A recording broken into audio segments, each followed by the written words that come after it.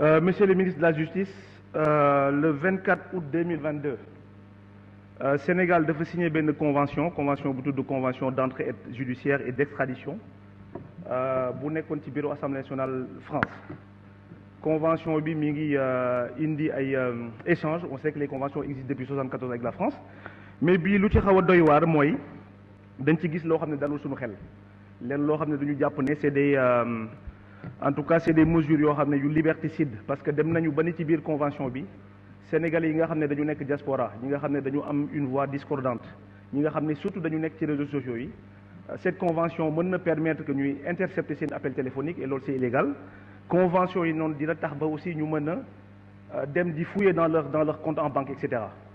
Donc loolu rek pour vous rassurer, xam naa ne ñun jël nañ ci ay mesures, en tout cas avec nos collègues députés de la NUPES, pour non seulement def en sorte que convention yi noonu ñu bañ ko promulguer. Am na beneen affaire boo xam ne buñ ci dolli mooy y a des amendements yoo xam ne apporté nañ ko pour que délinquants yi nga xam ne ñoo nekk Afrique, tant sur le plan économique, fiscal et etc., que ñooñu aussi cour loi bi mën a dal seen kaw.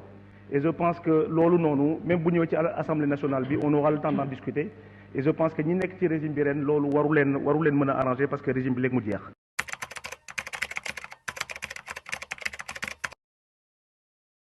C'est Monsieur Taché, député du Val d'Oise. Merci Monsieur le Président. Merci Monsieur le rapporteur, chers collègues.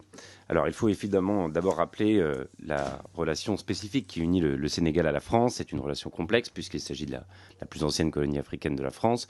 Plus de 60 ans après son indépendance, on assiste aujourd'hui à la montée d'un sentiment anti-français aussi dans toute une frange de la population, aussi au Sénégal. Il faut donc se traiter ce dossier avec la hauteur de vue nécessaire, considérant notre histoire commune, en faisant preuve d'humilité et de respect. Les termes du premier accord concernant l'entraide judiciaire ne semblent pas poser de problème particulier.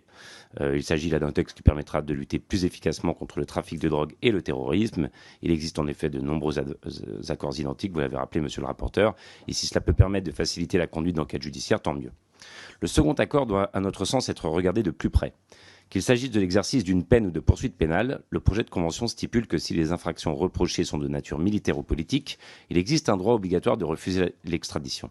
Mais quel est le périmètre exact d'une infraction politique dans un pays où le pouvoir exerce un contrôle de plus en plus autoritaire sur ses citoyens ? En effet, Macky Sall, président de la République, semble peu enclin à laisser son siège lors des élections de 2024. La constitution sénégalaise limite pourtant le nombre de mandats consécutifs à 2. La stabilité de ce pays, souvent présenté à l'extérieur comme un modèle de démocratie dans la région, est ainsi mise à l'épreuve. Alors qu'une opposition se forme, ses responsables ont presque tous eu affaire à la justice au cours des dernières années. Lors des manifestations, le gouvernement n'a pas hésité à utiliser les blindés contre la foule, le ministre de l'Intérieur traitant les manifestants de terroristes. A suspendu d'ailleurs 2 chaînes de télévision pour avoir diffusé des vidéos de manifestations et a coupé Internet à plusieurs reprises. Enfin, la dizaine de morts et les centaines d'arrestations témoignent de la violence de la répression. Certains leaders politiques ont d'ailleurs été arrêtés durant la manifestation du 17 juin à Dakar. C'est le cas de Diarra Fam et de Déthié Fall, député, et d'Ahmed Aïdara, maire. Ce dernier a été jugé pour participation à un attroupement non armé. Ont été requis une peine d'1 mois de prison avec sursis et une amende de 50 000 francs CFA. Nous sommes actuellement dans l'attente du verdict. Ces dérives m'inquiètent profondément pour la suite. La voix de la France n'est pas neutre. Nous sommes le premier partenaire commercial du Sénégal et l'AFD est l'un des premiers bailleurs du pays, avec un engagement total d'1,4 milliard d'euros. Notre rôle n'est certes pas de se mêler des affaires de politique intérieure du pays. Cependant, la France doit rester garante des principes démocratiques qui construisent notre image à l'international. En ce sens, monsieur le rapporteur, sommes-nous absolument certains que cette convention, la seconde, ne pourra pas être utilisée d'une manière ou d'une autre par le gouvernement actuel comme élément dans une stratégie de conservation de son pouvoir. Malgré les garde-fous que ce texte contient, en sommes-nous, chers collègues, absolument certains. Alors que notre image en Afrique de l'Ouest est au plus mal, il faut à tout prix éviter de l'abîmer davantage en laissant paraître l'idée que nous pourrions influencer d'une quelconque manière l'autodétermination des peuples. Pour toutes ces raisons, le groupe écologiste s'abstiendra sur ce texte. Je vous remercie. Pour la France insoumise, monsieur le député du Val d'Oise, monsieur Le Gall. Merci, monsieur le rapporteur, monsieur le président. Nous avons évidemment toujours des accords de principe sur ce type de texte. La coopération judiciaire est fondamentale à l'échelle internationale. Pour autant, en l'état de ce texte, nous voterons contre.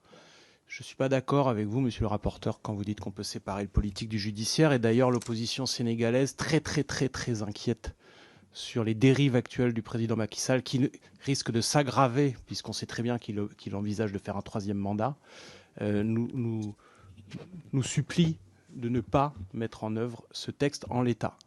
Ça ne veut pas dire qu'il n'y a pas la possibilité peut-être de faire Par exemple, l'opposition propose des amendements qui définiraient mieux qu'est-ce qu'on appelle terrorisme. Parce qu'à l'heure actuelle, dans la dérive du président Macky Sall, tout opposant politique est un terroriste. Alors j'entends ce que vous dites quand ça restera la liberté du juge français, mais enfin en attendant, si la situation est déjà aussi confuse au départ, il y a tout lieu de s'inquiéter sur la manière dont vont s'opérer les extraditions. Amnesty alerte également sur le caractère extrêmement extensif de la définition du terrorisme qui s'applique actuellement de plus en plus au Sénégal. Je ne rappellerai pas les faits qui ont été rapportés par certains collègues, les morts dans les manifestations, l'interdiction systématique des rassemblements d'opposition. Et donc ce texte, pour nous, il arrive au mauvais moment avec le mauvais interlocuteur. Il y a un gros malentendu sur la question de la coopération entre la France et l'Afrique. L'immense majorité des peuples africains n'ont rien contre la France en général. Elles ont un certain nombre de griefs à faire, et entre autres, des griefs à faire sur le fait qu'on soutient des dirigeants qui sont détestés par leur peuple.